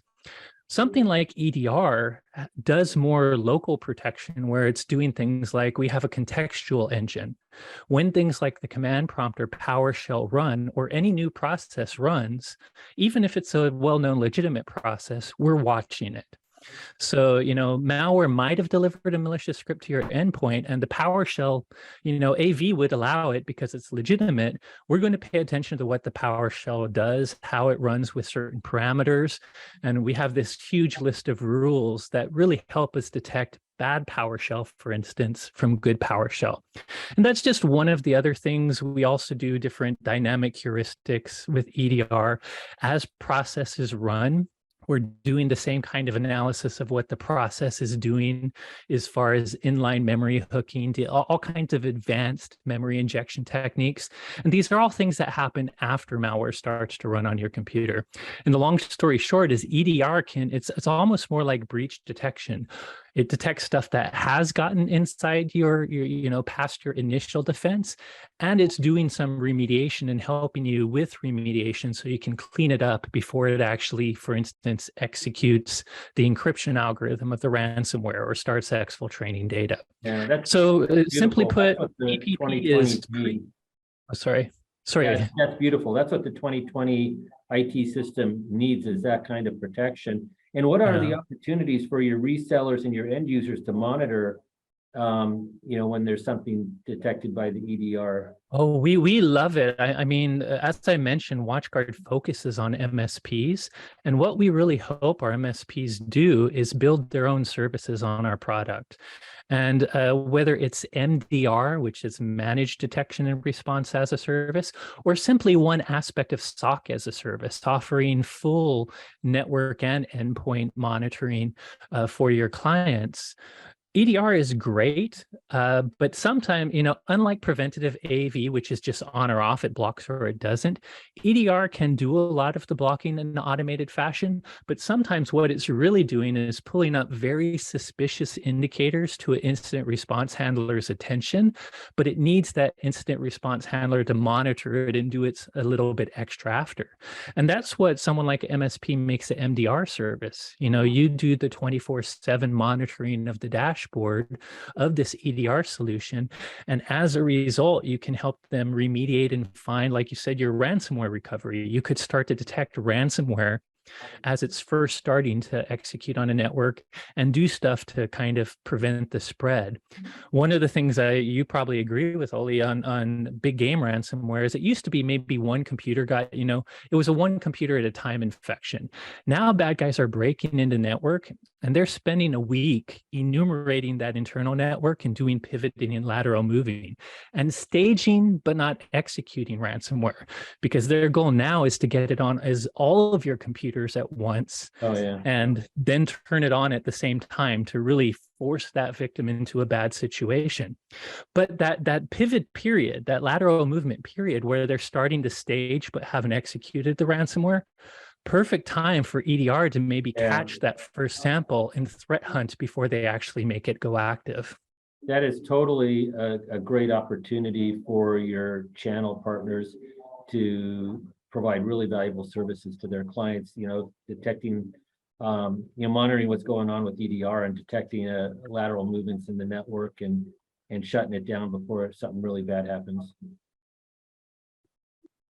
So, and for folks watching on video, this poor webcam here is struggling to deal with two of us in the frame for some reason. Perfect, beautiful. So another thing that that you've talked about in the threat report, Corey, is an increase in attacks targeting ICS and SCADA systems. And I can never remember what SCADA stands for. ICS is Industrial Control System. And basically, these are the really powerful, sophisticated management systems that are used to take care of, say, nuclear power plants or dams or whatever. Energy manufacturing plant. Yeah. The folks in our audience, a lot of them are probably not responsible, not using those tools, not responsible for securing those tools. But I know it gets my attention anytime I hear that those systems are under attack. So, is this a blip or a trend where the attackers are going after that stuff? I think there's a long-term slow trend happening for sure. But as far as our report, I think what we've seen is a blip. So first of all, let's back up real quick. SCADA stands for Supervisory Control and Data Acquisition. And just think of it as the human interface device, the monitoring device of some big piece of operational technology. It could be a centrifuge, could be an engine, could be a robotic arm. It's doing its own thing with a programmable logic controller, but it sends back health and information about how it's performing to the SCADA system that the guy in the plant is monitoring. So SCADA is kind of that human visualization device of what's happening in their operational technology network.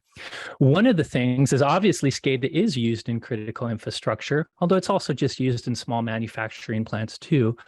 But this whole idea back in the day, we would want an operational network, like a nuclear plant at least, to be air gapped, meaning all that operational connection technology is nowhere near connected to the internet. However, unfortunately, a lot of industrial control industries like energy, smart grid, have found value. It's not unfortunate. There is value sometimes in connecting systems. You can do things, distribute energy better. But that connection has led to operational technologies that now don't have a full air gap. They have network connection to what I will call the SCADA network, where they monitor it. But then that SCADA network has yet another connection to a business network that has full internet access. And the result is things like medical drug pumps or centrifuges are sometimes discoverable on the internet with tools like Census or Shodan. So what happened in the report is one of the things we monitor is common network attacks, where we look at software exploits that bad guys are doing, whether targeting servers or clients. And a new one on our list, it was for a web directory traversal vulnerability. You all probably know a website is a web server sits on a server that has a lot of files, but websites should only be exposing the web directory, the files that a visitor needs to see HTML pages, to a visitor. A directory traversal attack is where you can escape that web root directory and go to any other directory on the system. And once you can do that, you can find directories that allow upload, you can put it on web shells, you can execute code, you can basically take over the server. So one of the things that showed up in our list, top 10 by volume, is a web directory traversal attack against a product called SpecView 2.5. If you've never heard of SpecView, that's fine, neither had I. But long story short, it was a SCADA product. It is a SCADA monitoring product that's very popular. So I think it was number 4 on our top 10 IPS signatures we saw being attacked. One thing about this is a lot of what we see in the top 10 is old exploits. This is actually for a vulnerability from 2014, I believe, so rather old. But that's actually the one.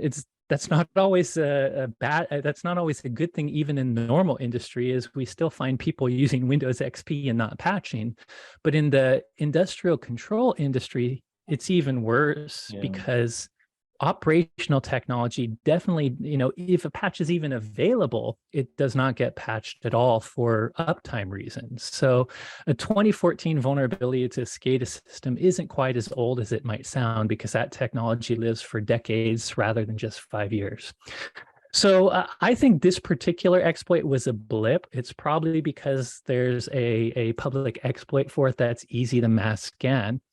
But the takeaway was, now that that air gap is gone, folks that run industrial control, they really need to get better about segmenting their network between trust levels. That operational technology should be totally segmented, and it should have very strong security controls between them.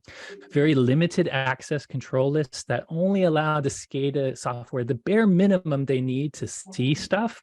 But then for what you do allow to that operational network, you should add the IPS and the malware analysis and the extra. That segment also acts as a place where you can add security scans. And if I add one more thing to the answer, Rich, it would be, I'm talking SCADA, but everything I just said applies to every corporation. Too many companies out there have a flat network.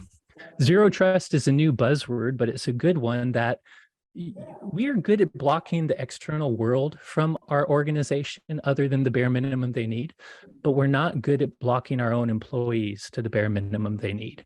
Least privilege principle is a well-known security principle. It applies to your own employees too.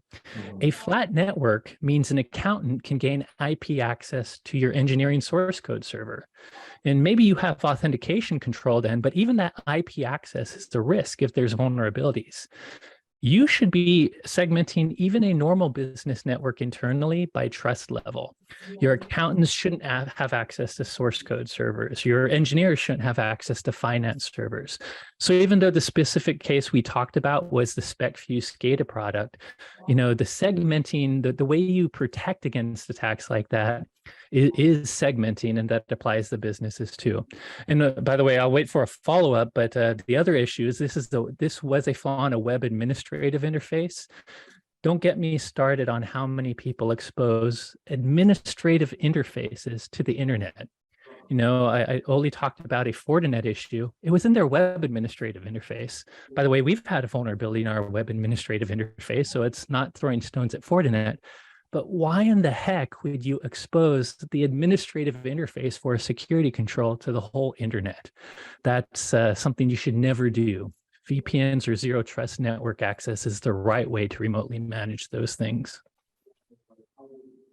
Well, I hope that answers the question. Too much detail, right? No, it's really good. It's a nice little kind of quasi deep dive into some best practices for MSPs to use to kind of help secure things, and things that might seem obvious to security professionals, but if you're trying to secure new businesses, and you may not think about things like industrial control systems and those kinds of interfaces that might accidentally get exposure. But segmenting internal networks is a really good piece of advice. It should be obvious, and it probably is to the CSO, but so few people have done the work. If you knew how many networks I went in that were still flat networks, where at least at the IP level, every employee had access to everything, I maybe it wouldn't blow your mind, but it blows. As obvious and boring as that tip is to any security professional who's been saying it for the last decade, it's because there's so many flat networks that still exist in the world. Well, it's a matter of trust, though, too, right? Like, oh, these are my employees. I'm supposed to be able to trust them. Exactly. When trust is the problem. But that's the other thing, though, is that you might think they're my employees. They don't have bad intentions. But if they're the accountant that has lower privilege, but they get hacked, it's not because they're untrustworthy, but suddenly that lower privileged account becomes a risk to everything because you didn't separate that privilege. I'm sure Rich talked about how easy it is to get once you've gotten one computer hijacked on an internal network, that lateral movement, it's almost guaranteed you have domain admin in like 4 moves. And it's in part because they're not segmenting. They're not putting the internal security controls to make it harder to elevate privilege, the extra hops they have to do internally. Yeah, very interesting stuff. And with a history of exploits that still seem to be good these days. Now, do exploits age like fine wines? Like, are they like considered vintage exploits or whatever? That's a good question. I think they'd probably get more detritus, and maybe they're corked fine wine. Oh, not so good. But so no, good. there's some exploits that are very, very popular this day that are from 2012. Of course, we see the 2019 Word ones that get reused. The reason we also look at beyond our top 10 by volume, because we think a lot of the stuff we see at the top is what we call mass scanning. Botnets have the capability, once they infect a victim, they can use that victim to scan the internet, just random IPs for open ports. And when they find one, they have exploit kits of just known exploits, old to new, that they just slam at them, kind of brute force to see which one works. So that's why you see so many old exploits that have been in these exploit kits forever just being spammed. And a pen test, by the way, there's a legitimate way you would see this is if you hire a pen tester to do an external scan. Tools like OpenVAS, Nessus, Qualys, whatever tool you can think of, the way they trigger some of these is really, looking for headers and maybe sending a packet that does something that can also be triggered by IPS. So I think some of the old stuff you see is just it's easy brute force of exploit libraries. They probably get 0.01% hits on these old ones, but the unfortunate thing is patching is so bad that 0.01 still gets them enough malware infections that it's worth it. And they save the 0 day for the important stuff. Right. Yeah. You only got to be right once when you're when you're an attacker. When you're on the defense side, you gotta be right every time. We have to do everything right. It sucks. But we can beat them at their own game if they're going to use vintage exploits. We just need to go back to vintage software, DOS 6.22 for everybody, and then we don't have to worry about it because it was before networking was a thing.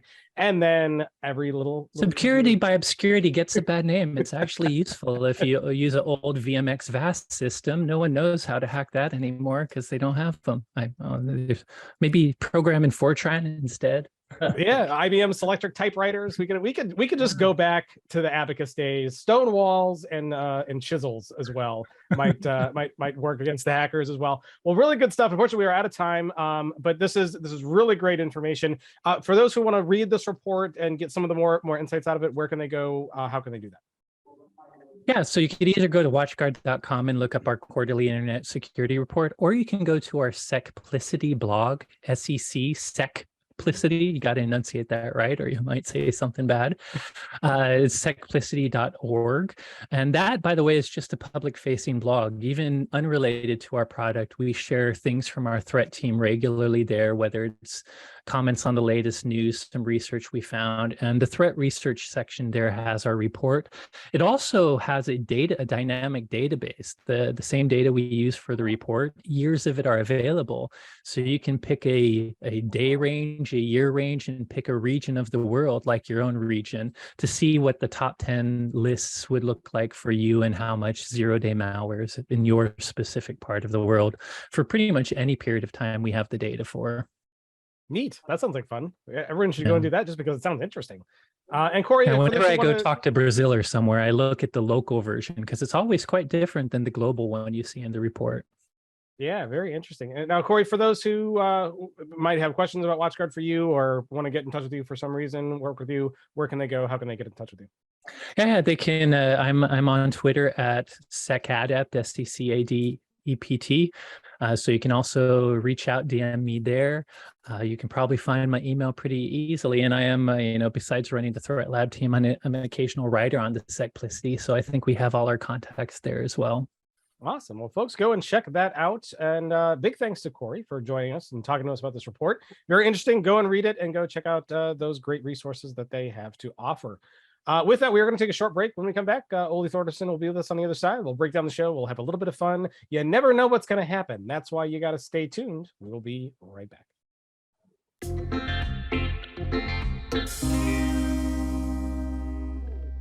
And we are back now with part 3 of episode 244 here. Really a great interview with Corey Nachreiner. I mean, we could talk about security topics and stuff like that all day. And there's just so much to think about, so much to grasp. And it's great that companies like WatchGuard are trying to pull together all of this data and make it visible and kind of help expose where the threats are going. I'll turn it over to you, Ole, first. Anything in that interview that was interesting or that stood out to you? Oh, I think the managed detection and response, I mean, EDR stuff, I mean, that's really where I think the preponderance of security efforts need to be focused for the next year or two. I think there's a lot of ground to still be made there and helping to secure systems and manage security. Agreed. Rich, anything you wanted to highlight from that particular discussion? No, not really, except I will just say that conversation was a perfect example of why I go to conferences like RSA and talk to people like Corey, because in a lot of ways it's way over my head, but I just sort of nerd out on it. So it was really interesting and fun for me to kind of hear him get under the covers a little bit and how some of these exploits work and how some of the technologies work. I always enjoy a chance to speak with him, and this, you got to see why. Yep. And next time, like I said, more interviews and pedicabs are necessary on the show, or it just interviews in weird places doing weird things. So I'm going to set up a whole list of potential interview locales for you to do. So I think a pedicab ride is in the cards. I'd like to see you conduct an interview while jumping from an airplane. I think that would be interesting, like parachuting. An underwater interview, I think would be interesting. Like, like interview with scuba would be fun. I'm going to put my head together with some others and see what we can come up with and weird ways that you could interview guests. I think that'd be a lot of fun. With that though, we're gonna take that interviewing theme and we're gonna have a little fun with it. So rather than us play a game of verses or 5 questions with Oli, we're going to turn the tables, and Oli is going to interview Rich about whatever he wants to. So let's see where this goes. Oli, take it away. Yeah, so I thought I want to ask Rich about where ChannelPro is going in 2023. We're at the beginning of the 4th quarter of 2022, and there's still a lot of year left that we still have to execute on, but it's also a time when you kind of have to start thinking about the next 12 months. I love reading ChannelPro. I know maybe that sounds patronizing sitting here, but I count on ChannelPro to help educate me on things that I already know about and have interest on, but also to make me aware of blind spots that I have on things that I hadn't considered or didn't know about. And, so anyway, ChannelPro fulfills a very, very important role in the marketplace. So we've, just looked at some articles that you guys wrote. What can we expect from ChannelPro in 2023? Where are you guys going? Well, I can tell you a little bit about that, actually. So first of all, the real ChannelPro fanatics out there might have figured this out already, but just within the last 2-3 weeks, we posted our 2023 editorial calendar on the channelpronetwork.com website. So if you want to see what we're going to be writing about month to month in 2023, go to channelpronetwork.com. Look, I think it's the about us menu item. You'll find an editorial calendar link there, and it'll take you through all of that. The other thing I can say, and this is not, it's not secret information, but it's not information that we have posted anywhere. So we didn't mention this before, Matt. I mean, we're still doing our 2022 events. We have one right here in Southern California, November 2nd and 3rd, and you can go to events.channelpronetwork.com to learn about that. Still plenty of room to get in. In December, on December 7th, we do our second Cybersecurity Online Summit. Plenty of room and time to get in on that. Well, so check those both out. But like Oli says, I mean, we are deep enough into 2022 that we need to be thinking about 2023 already. And we are behind the scenes. We've already got the content engine working on the sessions that we're going to be doing in our events next year. And we know, and not all of this is 100% locked in. It mostly is at this point, but we kind of know what the event calendar is going to look like next year. And it's going to be a busy one. It's going to be a busy one for Matt and me next year, because we're doing 8 in-person conferences and 4 virtual conferences, so that we'll have 2 virtual conferences dedicated to managed and cloud services, and 2 more of our cybersecurity online summits next year. The 8 events will be in, and again, this is a little subject to change, but I'm feeling pretty confident about that.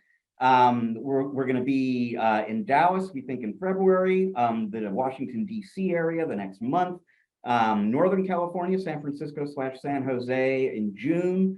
We're going back to New Jersey in August, back to Boston in September, back to Atlanta in October. And this is exciting, and this is so new and exciting, I can barely tell you about it. And like, it literally doesn't even have a name yet. But in November, instead of doing one of our traditional SMB forum events, we are going to be doing an in-person security specific event. And I mean, I've been on meetings and in threads with people just this week, so this is still coming into shape, but this is looking to be, folks, at this point, not only our first in-person event dedicated specifically to security, but our first multi-day in-person event. This is going to be we think a 2-day event with a pre-day here in Southern California. Stay tuned. I mean, this morning I literally got an email from Michael Siggins, our publisher, my boss, Matt's boss, where we're beginning to kick around names for this thing. And it's like at that stage, but this is going to happen, and I'm pretty excited about it. Very cool.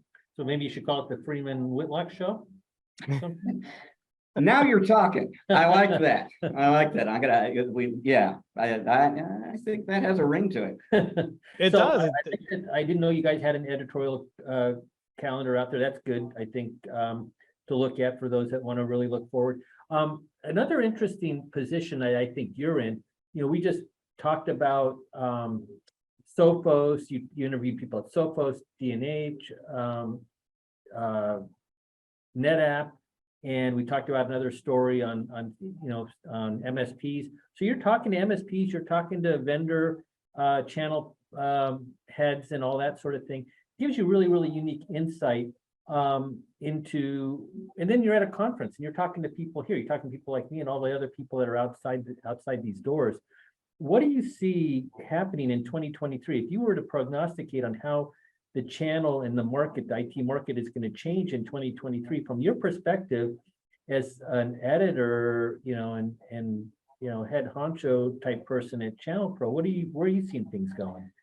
Well, I mean, I think the first two things that come to mind are, these are not new phenomena. So, it's not like I'm going way out on a limb and predicting something crazy, but I think the two things that I know I will be paying a lot of attention to are how the managed services world continues adapting to cloud. We've spoken just within recent weeks about how the managed services vendors are sort of incorporating cloud management and so on into their tools, and all these born in the cloud management vendors are coming along. There's a similar thing that's happening with the MSPs themselves, where they have to retool not just the tool set, but business models and so on to keep up with customers and what customers need from an MSP now that a lot of the infrastructure is being run by somebody else.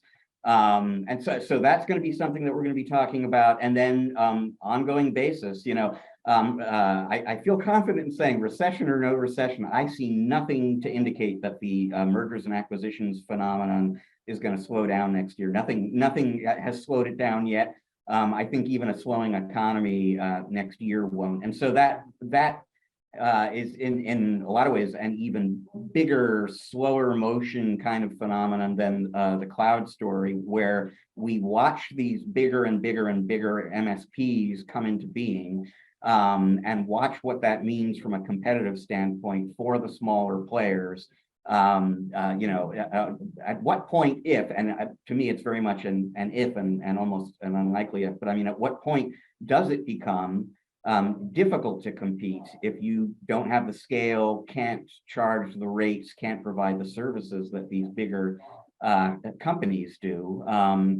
Where is your edge? Is your edge the fact that these bigger companies are bigger, but so is the phone company, and nobody enjoys doing business with the phone company? Maybe service is the thing that differentiates. So that whole phenomenon, watching these larger companies come into being, and watching how that impacts the whole managed services landscape and the whole co-managed IT phenomenon. These bigger companies are even better positioned to move up market into larger end user environments. I think that's going to be another big storyline. And then, the recession kind of, recession fears, or the recession that we may already be in. I think that's really the wild card for 2023. Yeah, I think the recession, the economy is kind of the wild card. We don't know how it's going to impact us and affect us all.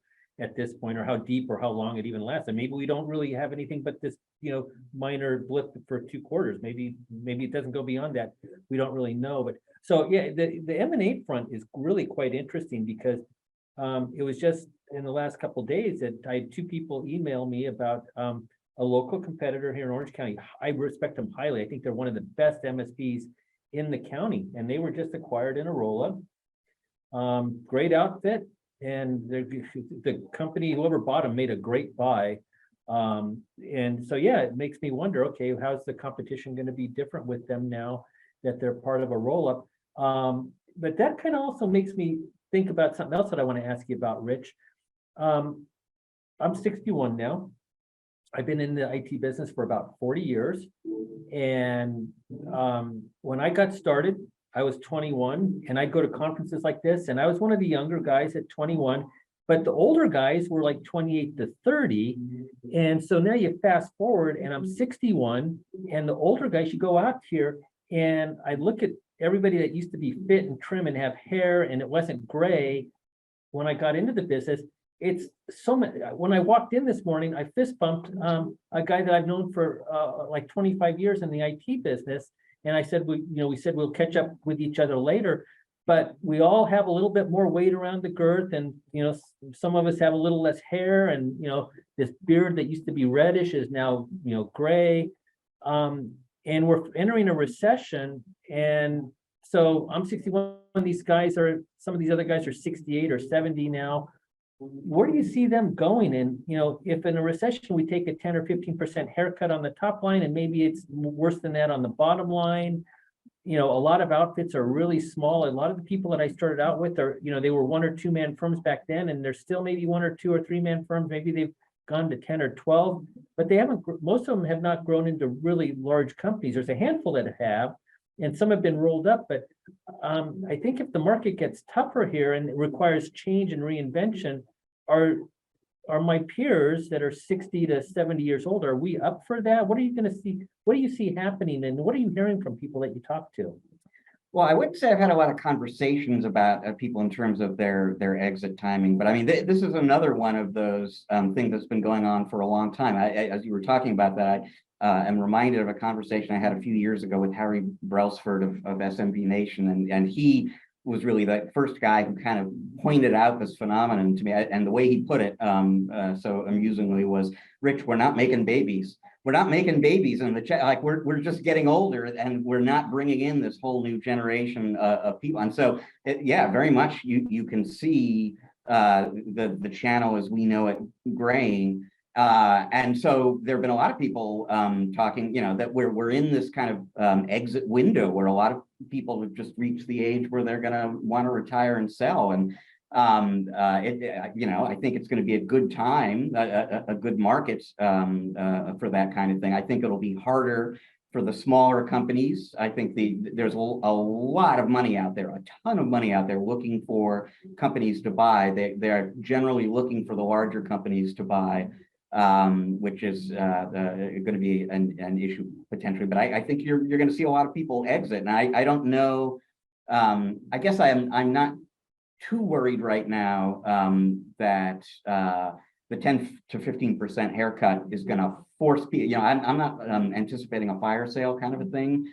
But yeah, I think on the one hand, there's going to be a lot of people looking to acquire, and then on the other, you're going to see a lot of people who've been in this industry for decades ready to get out. Yeah. Well, I better stop this interview here now before Oli takes my place as co-host and kicks me out. But great, fascinating questions. Really, really interesting. Good to kind of hear where things are going and where ChannelPro is going and where the channel is going, because where the channel goes, we go, right, Rich? Absolutely. And Oli, you don't look, as we learned last week, you don't look a day over 39. Nobody gets older than 39. That's the last You guys got a really good filter on this webcam here. So awesome stuff. Oli, thanks so much for being on. We'll say goodbye to you in a second, but Rich, before we go, are we doing it in case you missed it this week, or you want to preview what's coming up in the week ahead? So there will not be an in case you missed it post this week on our new publication schedule for that. In terms of what's coming up next week, not a whole lot on the conference circuit, although the Business Technology Association, kind of printer copier oriented BTA, they're doing their big show next week. It won't be quite as much news coverage on ChannelProNetwork.com as there normally is, because I'm taking next week off, Matt, which means you're flying solo on this podcast. I know I get to put on my best Rich impression and try to do the news next week, but I'm going to be joined next week by the awesome, the great Eric Simpson is going to join me next week to do the show. So it's going to be awesome. It's always going to be good. It's always better when you're here. Nobody goes to the news better than you, but I will do my best to talk about whatever's on the site at the time. I think there's a review we're going to talk about that we held off. We're talking about that. So lots of good stuff. It'll be, Eric is an awesome guy, so it'll be a fun show no matter what. So everyone will want to stick around for that. But Oli, I want to say thanks to you for coming on and being a guest with us today. You always provide just amazing insights and have such a great view into not only security but just the channel in general, and to be able to even ask all of those great questions means that you definitely got your finger on the button in a good way. For those who want to connect with you, learn more about you, socialize with you, where can they go? How can they find you? I'm pretty accessible. I'll give out my email address. It's pretty easy. It's Oli, O-L-I, at alvaka.net, which is ALVAKA.net, or, sync up with me on LinkedIn and send me a message there. I love chatting with peers and getting their insights and sharing mine for whatever that's worth. And, that's how I learn and gain insights into, how I'm going to position my company going forward. Awesome. Well, thanks again so much for being on. I cannot wait to bump into you at a show, whether ours or another one, or have you back on the show down the road. So thanks so much for being on.